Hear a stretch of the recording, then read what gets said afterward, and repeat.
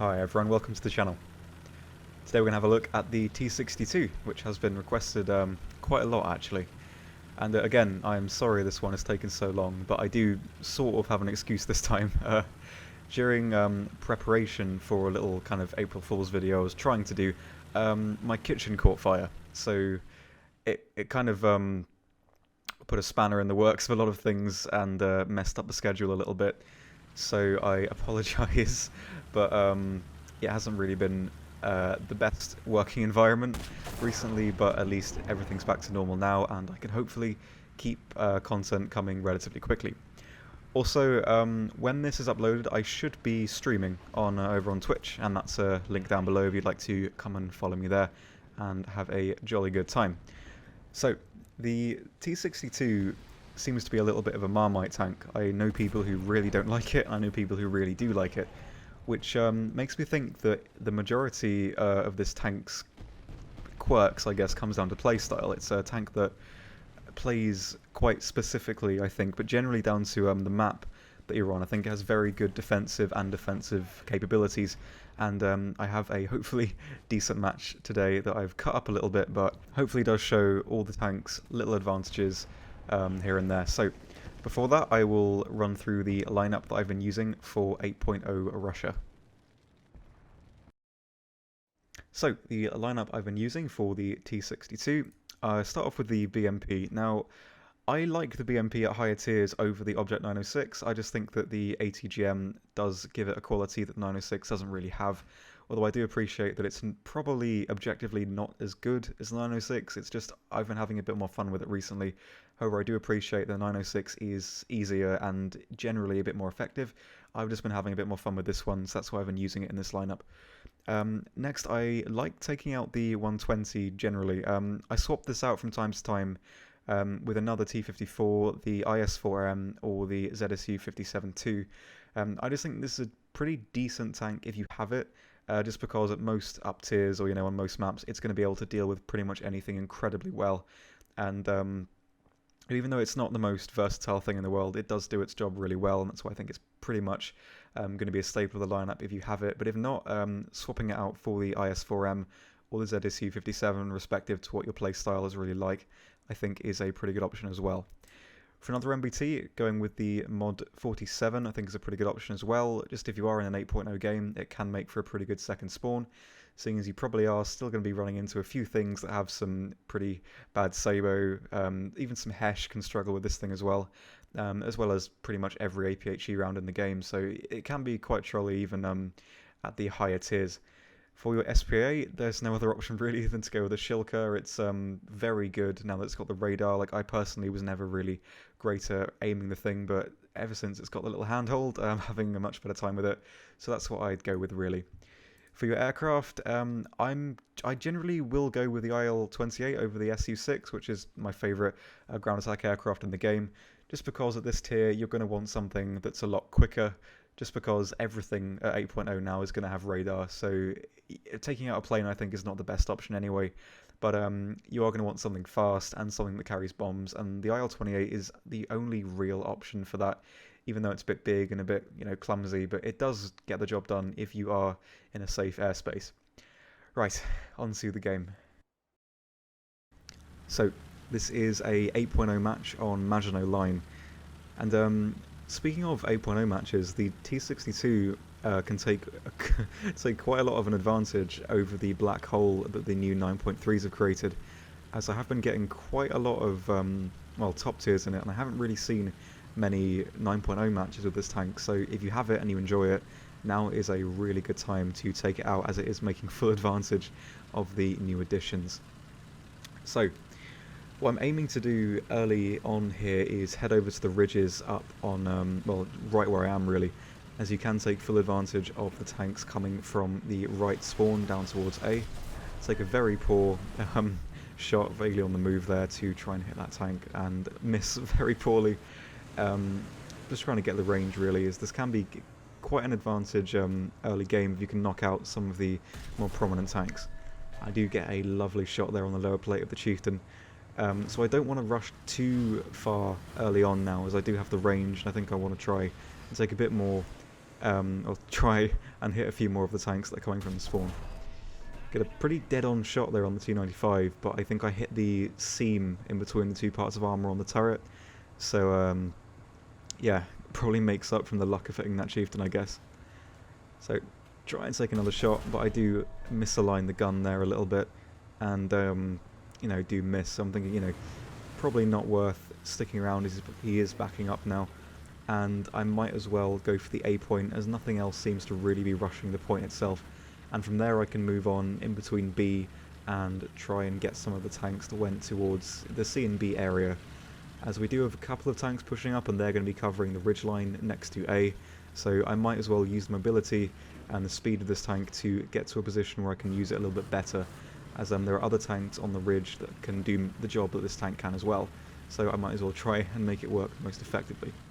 So just going to use this thing's pretty good speed actually to rush to the A point. I mean, I was quite surprised after I played it. It had been a while, and I didn't really, well, I didn't think it was going to be as fast as it was, but it is. It is a really mobile tank, which can get you into a few nasty spots actually because of the reload, you know. But if you're rushing across an open map like this, it can be really, really efficient. So I'm in between this area here, and I've got a lot of cover to my left and right, so hopefully there's a few tanks around that I can annoy. So we can see an M103 there, aim a little bit too far back in the turret, should have gone a bit more further forward so I could get the breach, or hopefully the rest of the crew. But it doesn't matter, he's pretty crippled and there's tanks around him, so they can hopefully finish him off. Now I need to pull up over the ridge here, thankfully he doesn't see me, and do get quite a lucky shot. I aimed quite low there. But you can see the gun depression on this thing isn't too fantastic, so it doesn't do too well at cresting ridges. So not really much happens for a while, it's just sort of ducking in and out of cover to try and shoot some tanks behind some hills. You know, it was wasting some time really. So I thought I'd push up a little bit and try and take out the next wave of tanks spawning, because we are losing quite a lot of tanks at this point. So do get a decent hit on the M60, and I am going to try and be aggressive here and rush to take him out. As I said, I do want to knock out as many tanks as I can while I'm down here, as we are getting our numbers on the team thinned out quite a lot, and this is not a match that we're going to be really coming out on top on from the looks of it. So I don't want to rush directly over to him, as there is a lot of open ground, and if I want to stick out of sight and use a defilade here to sneak around him. As this thing's armour, you know, it's good against AP and certain Sabo rounds if you can get the turret angling right. It's not something to rely on unless you're against things you know you can bounce. So you're still going to want to be cautious with it and not be hyper aggressive, as if something sees you first and hits you first, you're probably not going to get out of it. So just constantly scanning around in case anything's cresting the hill, because they can be hiding right behind it and they can use a third-person camera to look over and see me when I can't see them. So always got to be a little bit careful over here. So I'm getting a little bit too close to the spawn, but scan to my left and see another chieftain, aim a little bit too far to the left, and the APFSDS fragments before it can really do too much damage. So I want to pull back behind the hill so he can't hit me with his MGs. He does anyway. Not really sure what I was thinking there. Take him out, as he didn't have a breach, but the M47 seems to be paying more attention to the Leopard than me, which is a good thing on my part, and he does seem to be driving right off and not really paying too much attention. And my reload is just about done, so I can poke out, I'm going to aim underneath the turret, and I get 2 of the 5 crew, which is not too great, so you can turn right around and do some damage to me. I'm putting the ESS on just so nothing coming up behind me can really annoy me. Very bad hit there on the bottom of the turret. I should have gone into the hull again as before. And this is where the reload starts to be a bit of a hindrance. The M60 is pushing up here, but I think he's a bit wary of what I'm doing. I'm being a little bit flighty on who I'm engaging, and I think he got a bit flustered, as I did there as well. So he sort of played into the advantage. I'm trying to just kind of dupe in and out so he can't get a solid shot on me. But at this point I realise that he doesn't have heat, so you know he can't really do much to me anyway unless he hits the turret ring. So that was a pretty dangerous engagement, but you know, this thing's gun is fantastic when it works. It's not going to be incredibly reliable when you're hitting weird shots like that on bits of armour that overlap. Anything that's a bit too of a sharp angle, which can be said about most tanks anyway. But I think that was a pretty good example of the tank's armor working effectively against, well, solid short rounds, APHE, anything like that. So I'm rushing back to the A point, take out the M60 going to B. I do get shot on the side by the tank that's been on the ridge for the entire game, really, and now my reload is about 25 seconds, so my effectiveness is pretty much gone here. I try and back up over the hill, try and bait him to shoot the front plate, but he gets my track, and I do eventually get pounced on by a couple of tanks here, and I do get taken out. But I do have a backup, and I want to make this tank work the most effectively, well, as most effectively as I can. So I'm pushing directly, really quickly back in between B and A to see what I can do. Take out the Magat going through the front plate there, just taking out all of the crew. And this gun is really powerful when it works. I mean, if you know where you're aiming, going center mass, hitting the ammo, this thing is really, really effective. You can see that pattern that respawned, I know it's the same one. And just waiting in between these buildings here, I don't want to push up too far to hopefully take him out.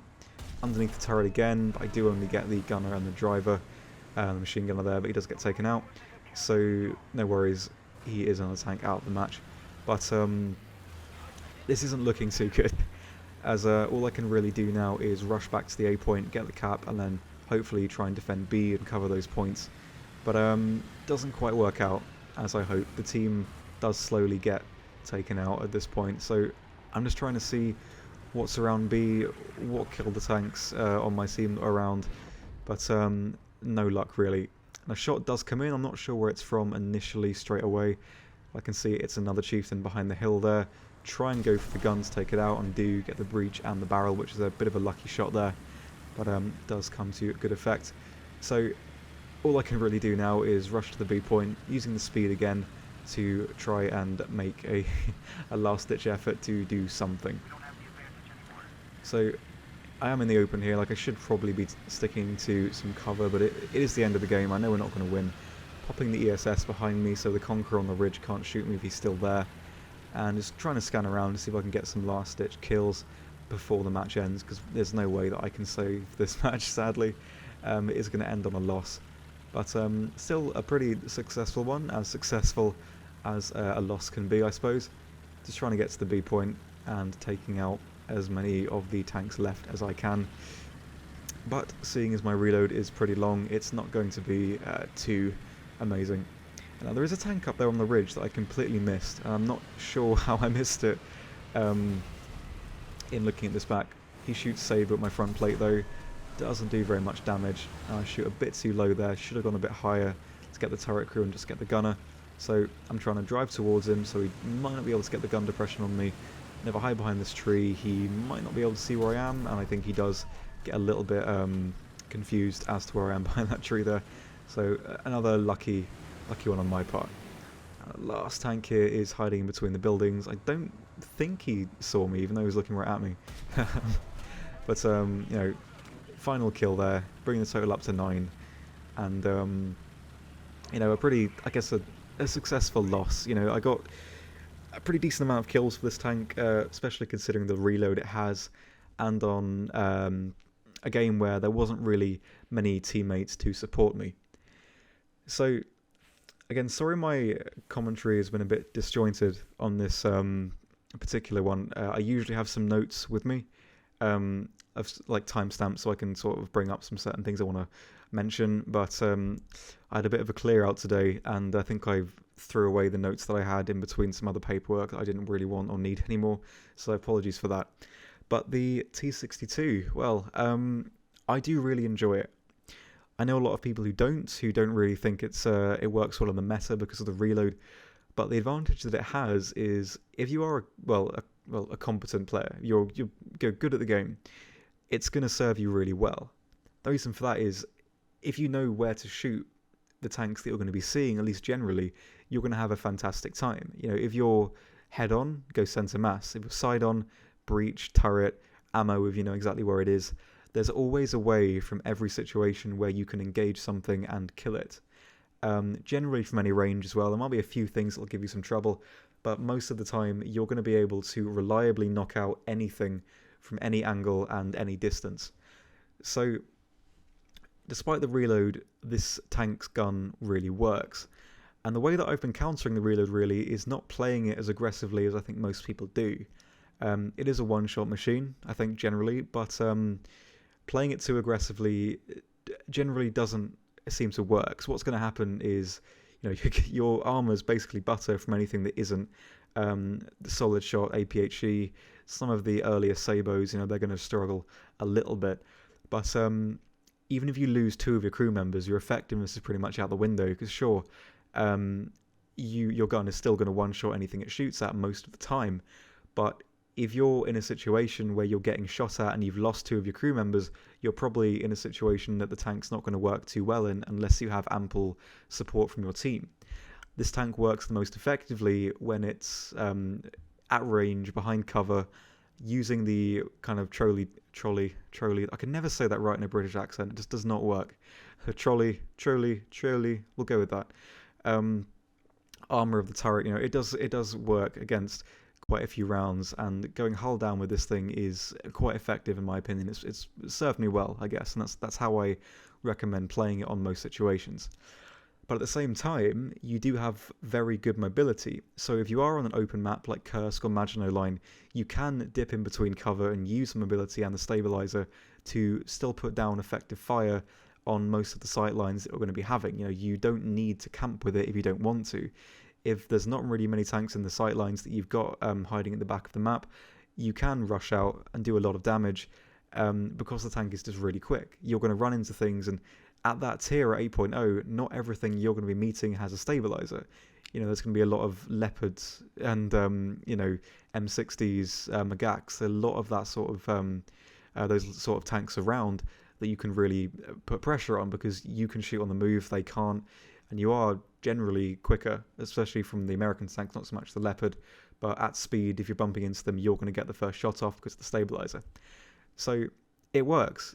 It can be aggressive, although it's not how I think it should generally be played, and it is a very good sniper just because it's easy to shoot. And that does sort of counterbalance the long reload quite a bit, I think. It doesn't really have too much of an impact. It still works quite well. And if you play the tank quite a bit, you are going to have a decent time because you will get the range and how the gun works very, very quickly.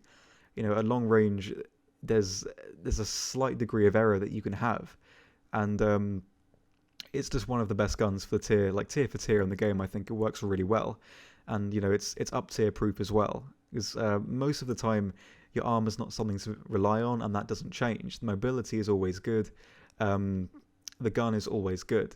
You have those things to rely on, and at that tier, armor stops really becoming a factor, so it just works really well in the meta. You've got other tanks at that tier for Russia. You've got the IS-4, the T-54, 47. These are things that can, they can brawl. They've got good armor. They've got decent guns, and they work to fill a role. You've got things that can camp at the back quite well, like the T-62 and the Object 120. But the T-62 has the advantage of being able to, be aggressive. Not so much brawl because of the reload. You don't really want to make a mistake. But being aggressive, pushing certain spots, taking the advantage, but not going too far into enemy territory that you're going to put yourself at risk. Because if you get shot once, your combat effectiveness is going to go completely out the window. So you are going to want to be relatively cautious and just know when to push. This isn't a tank like the T-54s, which, you might think it plays similarly to because they are quite similar looking. And I think you are going to be sort of used to playing it like that, which you can't. It doesn't have that brawling ability that those tanks do at 7.7. I mean, mainly you're going to be playing the 47, which is a fantastic brawler, even at 8.0. This tank does take a little bit of a step back from that in that you need to be a bit more cautious, but in being cautious, the tank really plays off.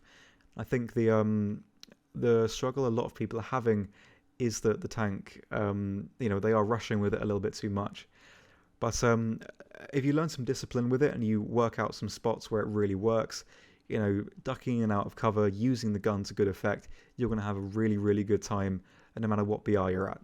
And I think tier for tier, this is one of the best tanks you can be using, especially at high tier itself. And I'm going to give this tank a 8 out of 10. So thank you so much for watching, guys. Sorry again, this one's been quite late. It's just not been a fantastic time for me, as you can imagine. It's quite a harrowing experience having a kitchen catch fire. It was quite cool to use the fire extinguisher though. I've been waiting to use that.